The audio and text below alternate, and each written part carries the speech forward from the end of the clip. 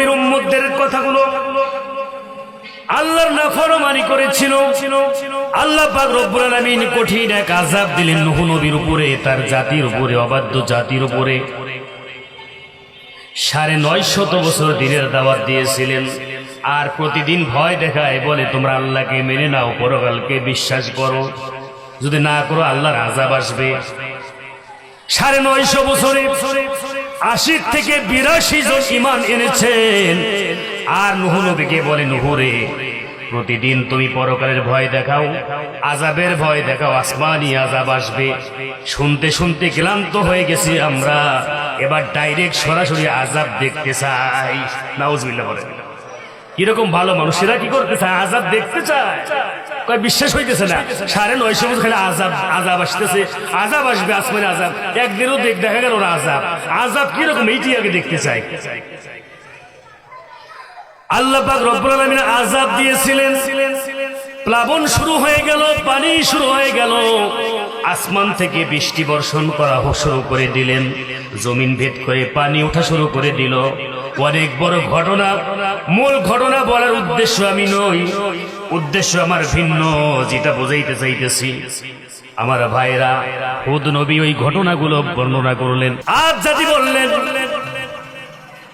হে হুদ, আমরা ওই নূহ নবীর উম্মতদের মতো আমরা অজ্ঞ নই, আমরা বড় শিক্ষিত, আধুনিক, তাদের চাই তুলনায় আমরা আরেকটু আধুনিকতার ছোঁয়া পেয়েছি, অনেক কিছু আবিষ্কার করতে পারি। আমরা কি করব? আমরা বিশাল বড় পাহাড়ের চূড়ায় উঠে, পাহাড় কেটে পাহাড়ের উপরে আমরা ঘর তৈরি করব।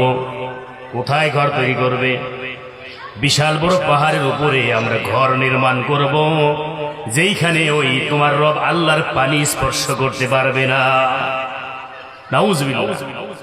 আল্লাহ পারবে না আমাদেরকে ওই পাহাড়ের চূড়া থেকে পানি দিয়ে ধ্বংস করতে। আমার ভাইরা, এবার তারা কি করলো? মনে করলো নূহ নবীর মতো আল্লাহ পাক তার জাতির মতো কোনো পানি না জানি পাঠিয়ে দেয় নাকি, পানির মধ্যে আমরা ডুবে মারা যাব।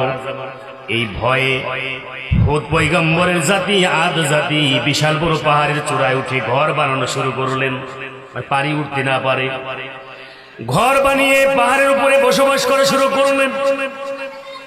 দৈহিক শক্তিশালী এক জাতি আল্লাহ তৈরি করেছিলেন, পাহাড়ের চূড়ায় উপরে যেই মাত্র বসবাস করা শুরু করে দিলেন, আল্লাহ পাক রব্বুল আলামিন এবার বাতাসের দায়িত্বে নিয়োজিত ফেরেশতাকে বললেন যে, তোমার বাতাসের ভান্ডার থেকে সামান্য একটু বাতাস তুমি পাঠিয়ে দাও অবাধ্য জাতির উপরে।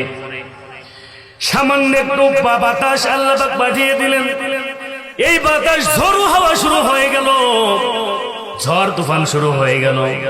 বাতাস এসে তাদের ঘর বাড়ি সহ তাদেরকে পাহাড় থেকে আশ্রায়া আশ্রায়া জমিনে ফেলে ধ্বংস করে দিল।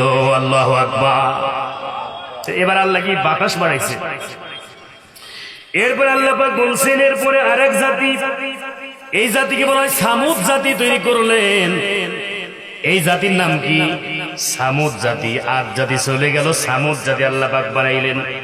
আল্লাহ পাক বলে, সামুদাল্লাযীনা জাবুস সখরা বিল ওয়াদ। সামুদ জাতিকে তাদের নবী পূর্ববর্তী আযাব গজবের কথা বর্ণনা করে বললেন,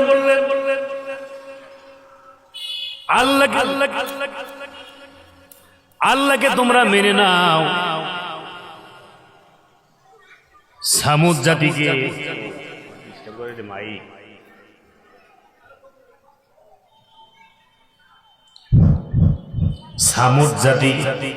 সামুদ জাতিকে বললেন, তোমরা আল্লাহকে ভয় করো, যদি না করো নূহ নবীর উম্মতদেরকে আল্লাহ যেই গজব দিয়ে পানি দিয়ে হালাক করেছেন, আদ জাতিকে যেইভাবে বাতাস দিয়ে আল্লাহ পাক পাহাড় থেকে আশ্রায়া আশ্রায়া মেরে ফেলে দিয়েছেন, আল্লাহ কিন্তু তোমাদেরকেও না জানি ওই নূহ নবীর পানি দিয়ে তোমাদের ধ্বংস করে দিতে পারে, অথবা হুদ নবীর অনুসারী আদ জাতিদের মতো বাতাস দিয়ে ঝড়ো হাওয়া দিয়ে ধ্বংস করতে পারে। ওই আল্লাহরে ভয় করো।